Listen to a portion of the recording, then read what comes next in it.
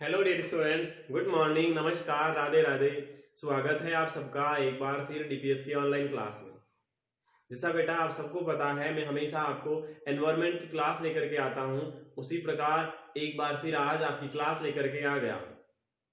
और बेटा pen pencil book notebook लीजिएगा और बैठ जाइए बेटा पढ़ाई करने के लिए। आपके सर आपको पढ़ाने के लिए आ गए हैं। बेटा आपको पता है हम एनवायरनमेंट सब्जेक्ट पढ़ रहे हैं, हम 7th वाला चैप्टर पढ़ रहे हैं, 6th चैप्टर ऑलरेडी पूरे कर चुके हैं। और आपके स्कूल 1 एंड लगभग 1-2 मंथ और नहीं खुलने वाले हैं, यानी पूरे नवंबर पूरा तो 100% नहीं खुलने वाले हैं। इसीलिए बेटा यही तरीका है आपके लिए पढ़ने का एकमात्र, दूसरा कोई तरीका नहीं है। तो इसी तरीके से आपको पढ़ाई करना है। ज्यादा बेटा प्रॉब्लम नहीं आ रही, कहाँ प्रॉब्लम आ रही है। इस प्रकार ऑफलाइन क्लास होती है, जिस प्रकार हम आपको स्कूल में पढ़ाते हैं उसी प्रकार से क्लास है। मैं ऐसी कोई बात छोड़ता ही नहीं हूं पीछे कि आपको कुछ प्रॉब्लम हो सके, ऐसी कोई प्रॉब्लम नहीं हो सकती। क्लासरूम में हो सकती है क्योंकि हम जल्दी में रहते हैं, बच्चे को समझ में आ जाएगा, बट बेटा यहाँ तो एक एक पॉइंट इतना क्लोजली लेते हैं कि बच्चे को कोई छूटना नहीं चाहिए कि वो बच्चे के लिए क्वेश्चन हो गया कि सर ये क्या हुआ। ऐसी बात बेटा हम रखते ही नहीं है। इतना स्लोली पढ़ाते हैं, इतना ध्यान देकर के पढ़ाते हैं कि बच्चे को कोई प्रॉब्लम नहीं होनी चाहिए। इस कारण से बहुत अच्छा तरीका है, जब तक हमारे को स्कूल नहीं खुलने वाले हैं ऐसे ही आपको पढ़ते रहना है। तो बेटा 7 नंबर का चैप्टर निकालिएगा, ग्लोरी ऑफ ट्रीज। 7 नंबर का चैप्टर निकालिएगा, ग्लोरी ऑफ ट्रीज। पेड़ों की महिमा पढ़ रहे थे, पेड़ों की महिमा पढ़ रहे थे ना, उसमें बेटा आज पेज नंबर 55 निकालना है। 7th चैप्टर है, पेज नंबर 55 है, जहां लिखा हुआ है forest wealth conservation the ancient traditions of Rajasthan. Forest wealth conservation, forest होता है जंगल, वेल्थ क्या होता है, वेल्थ का मतलब होता है धन। वेल्थ का मीन्स क्या होता है, धन होता है, समृद्ध होता है। कंजर्वेशन, और उसका आपको संरक्षण करना, उसका आपको कंजर्वेशन करना। तो फॉरेस्ट यानी जो आपको एक आपका धन है, एक जो फॉरेस्ट होता है उसके बारे में, यानी कि फॉरेस्ट वेल्थ कंजर्वेशन होता है, हमारे को पढ़ना है। The ancient tradition of Rajasthan. Ancient means प्राचीन, ट्रेडिशन मीन्स परंपरा, ऑफ राजस्थान मतलब राजस्थान, यानी राजस्थान की प्राचीन परंपरा। राजस्थान की बेटा प्राचीन समय से एक परंपरा रही है फॉरेस्ट को कंजर्वेशन करने की, पेड़ों को बचाने की। हमारे राजस्थान की बहुत अच्छी परंपरा है पेड़ पौधों को बचाने के लिए। अब कैसी है क्या नहीं है, वो बेटा अभी देखो, ये मैं पढ़ाऊंगा ना तब आपको बहुत अच्छे तरीके से पता चल जाएगा कि सर सच में ही राजस्थान की बहुत अच्छी परंपरा है फॉरेस्ट कंजर्वेशन के लिए। आफ्टर विजिटिंग द फेयर, यानी मेले में भ्रमण करने के बाद में, फेयर के अंदर मेला लगा कोई, और मेले में घूमने के बाद में नेक्स्ट डे अगले दिन Bhavya and Sanjay discuss about the fair in the classroom. कोई मेला लगा था और मेले में गए थे दोनों, कौन कौन, एक तो भाव्या और एक संजय। भाव्या और संजय मेले में गए थे, मेला लगा था तब। उसके बाद में फिर दूसरे दिन जब वो स्कूल आए थे तो अगले दिन क्या कर रहे थे, क्लासरूम में। अगले दिन वो क्लासरूम के अंदर बातें कर रहे थे। क्या बातें कर रहे थे, भाव्या एंड संजय डिस्कस कर रहे थे क्लास के अंदर कि मैंने क्या देखा, मैंने क्या नहीं देखा, मैं मेले से वो खरीद के लाया, मैं मेले से वो खरीद कर लाया। ऐसी ऐसी बातें कर रहे थे। आप भी करते हो बिल्कुल, जब कहीं गांव जाकर के भी आते हो आप, तो भी आप क्लास के अंदर दूसरे दिन यही बातें करोगे, मैं कल वहां गया था, मैंने उस चीज को देखा था, मैं वो चीज लेकर के आया था। ऐसी बातें करते नहीं करते हो। उसी प्रकार आप जैसे दो छोटे बच्चे भाव्या संजय, और वो भी भाव्या संजय क्लासरूम के अंदर बातें कर रहे थे उस मेले के बारे में। तो भाव्या ने कहा, I felt excited after visiting the fair of our folk deity. उन्होंने कहा, मैं हमारे लोक देवता के मेले का भ्रमण करने के बाद बहुत उत्तेजित महसूस कर रहा हूं। बहुत एक्साइटेड मीन्स होता बहुत खुश होना, उत्तेजित होना, बहुत खुश होना। तो वो कह रहा था कि मैं हमारे लोक देवता के मेले के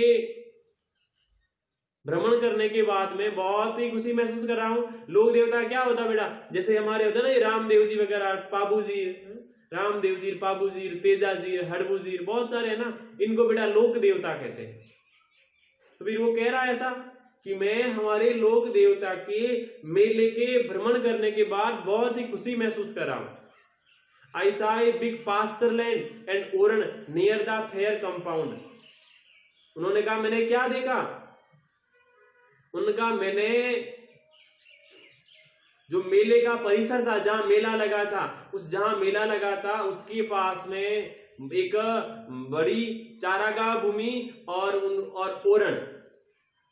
वो कहता मैंने एक तो ओरण देखा था और एक पास्चर लैंड देखी थी। कहां देखी थी, जहां पर मेला लगा हुआ था उसके पास में।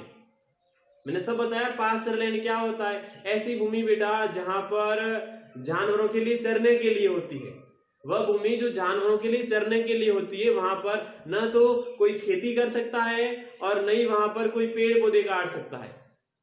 पास्चर लैंड भी उसी को कहते हैं एंड देन ओरण भी उसी को कहते हैं। ओरण यानी जो उस भगवान की जमीन मानी जाती है कि यह तो इन देवता की, यह तो उस देवता की जमीन है, इस कारण से वहां पर कोई पेड़ नहीं काट सकता। तो उन्होंने ये देखा था, उन्होंने कहा मैंने जो मेला लगा था उस मेले के परिसर के पास में पास्चर लैंड और ओरण देखा। अब संजय ने पूछ लिया बेटा what is pasture land and oran. जैसे ही भाव्या ने ये क्वेश्चन किया था, मैंने उस जहां चीज को वहां देखा था, तब उन्होंने पूछ लिया बेटा, संजय ने भाव्या से पूछ लिया कि ये होता क्या है। उन्होंने पूछा pasture land and oran what is, उन्होंने कहा what is oran and pasture land की चारागाह भूमि और ओरण क्या होता है।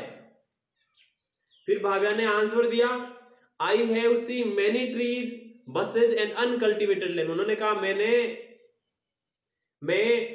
मैनी ट्रीज बहुत सारे पेड़ पौधे, बसेज यानी झाड़ियां, एंड अनकल्टिवेटेड का मीन्स लैंड होता है बिना जोती हुई भूमि, ऐसी भूमि जिस पर खेती नहीं की हुई हो, बिना जोती हुई भूमि देख चुका हूं।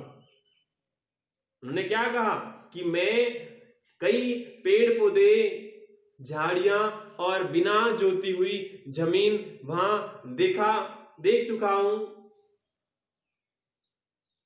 From the trees and bushes here, वहां से पेड़ और झाड़ियां, it seems that people do not use ask to cut them here.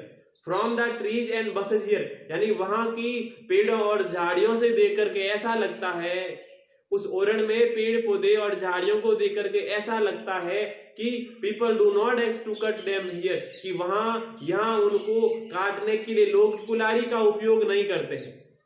उन्होंने ओरण में ऐसी झाड़ियां और पेड़ देखे उन्होंने कि उसको देख करके ऐसा पता चला, ऐसा उसको लगा कि यहाँ पर कोई भी न तो कुल्हाड़ी का उपयोग करता है उन पेड़ों को काटने के लिए, यानी वहां पर कोई भी उनको काटने के लिए कुल्हाड़ी का प्रयोग नहीं करता है।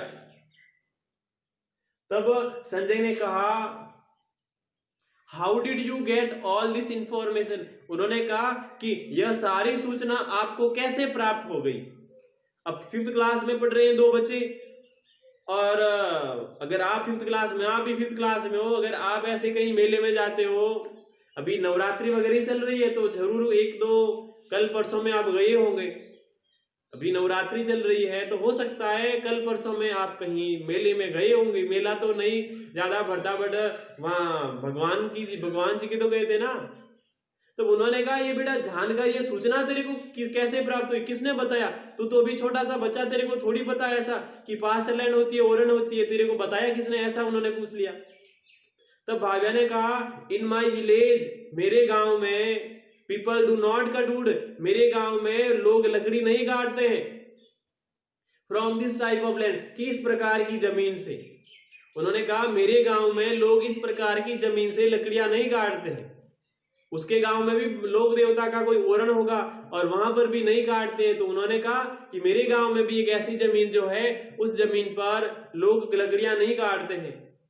Let's now more about this from our teacher, let's us now more, आइए हम और ज्यादा उसके बारे में जानते हैं। दिस फ्रॉम आवर टीचर, हमारे टीचर से। फिर वो कह देता है क्लासरूम में डिस्कस कर रहे थे, क्लास में आए थे, सामने टीचर थे, तो उन्होंने कह दिया कि मेरे को इतनी तो प्राप्त थी सूचना, और अगर इसके बारे में हमारे को जानना है तो हम टीचर से पूछ लेते हैं। तब संजय ने कहा sir please tell me about pasture land oran. तब संजय ने पूछ लिया सर से कि सर प्लीज टेल अस, कृपया हमें बताइए about pasture land and oran, pasture land and oran के बारे में बताइए। सर को क्वेश्चन कर दिया है। तब टीचर ने क्या कहा, जैसे मैं कह रहा हूं, डियर स्टूडेंट, प्रिय विद्यार्थियों, our state has age old tradition of conserving the forest. तो प्रिय विद्यार्थियों, हमारे राज्य में जंगलों को बचाने की एक पुरानी परंपरा है। हमारे राजस्थान राज्य में फॉरेस्ट को कंजर्वेशन करने की, पेड़ों को बचाने की, जंगलों को बचाने की बहुत पुरानी परंपरा है। People conserve the land around their village in the name of A folk deity. लोग क्या करते हैं, लोग एक लोक देवता के नाम से उनके गांव के चारों ओर की जमीन का संरक्षण करते हैं। बेटा ऐसा हर एक गांव में होता है, सबके गांव में ऐसा होता है कि ऐसी गांव में ऐसी जमीन होती है जहां पर कोई पेड़ नहीं काट सकता, हर एक गांव में होता है। वहां चाहे किसी लोक देवता का मंदिर वगैरह नहीं हो, फिर भी ऐसी जमीन अवश्य होती है जहां पर कोई पेड़ नहीं काट सकता, कोई वहां पर खेती नहीं कर सकता। सेंट्स और ग्रेट मैन, यानी या तो किसी लोक देवता के नाम से, या किसी संतों के नाम से, या किसी बड़े आदमी के नाम से वो ऐसी जमीन होती है कि फिर उसको काटने की मना होती है, वहां पर पेड़ पौधे काटने की। सच लैंड इज नॉन एज ओरण। ऐसी जमीन को बेटा ओरण कहते हैं, ओरण को हिंदी में ओरण ही कहते हैं, ठीक है ना। ऐसी जमीन को क्या कहते हैं, ओरण कहते हैं। समझ में आया ना क्या होता है ओरण। फिर देखिए आगे, Sanjay sir please do not cut wood from such land. फिर उन्होंने क्या कहा, तो पहले बेटा देखो आपको होमवर्क बता देता हूं। होमवर्क क्या करना है, पेज नंबर 54 पर देखो बेटा डू यू नाउ है। क्या आप जानते हो, है ना। पेज नंबर 54 पर देखो सबसे नीचे, 54 पेज नंबर पर सबसे नीचे है डू यू नाउ लिखा हुआ, वो बेटा होमवर्क में करना है। समझ में है ना होमवर्क क्या करना है। प्रीवियस क्लास में होमवर्क क्या दिया था, थिंक एंड टेल के क्वेश्चन दिए थे।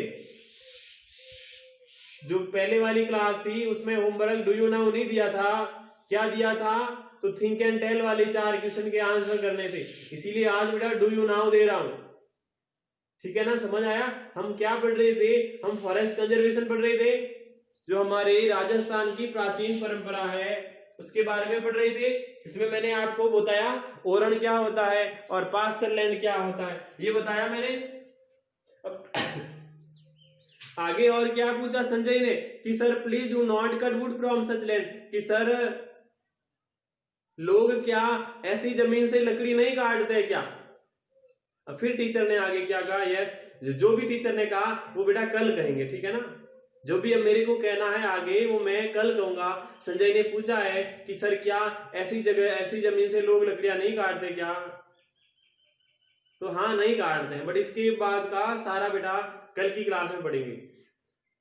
उम्मीद करता हूं जो थोड़ा सी भी मैंने पढ़ाया है सारी चीज आपको समझ में आई होगी। अब आपसे विदा लेता हूं, भगवान से प्रार्थना करूंगा आपको स्वस्थ रखें, आपके परिवार को स्वस्थ रखें। ये होमवर्क अवश्य कर लीजिएगा, ये जो होमवर्क दिया है मैंने ये होमवर्क जरूर कीजिएगा। और उसके बाद में कल वापस आपकी क्लास लेकर के आते हैं। तब तक के लिए बेटा खुश रहें, मस्त रहें, तंदुरुस्त रहें। अब आपसे विदा लेता हूं, तब तक के लिए बेटा bye bye, have a nice day, thank you.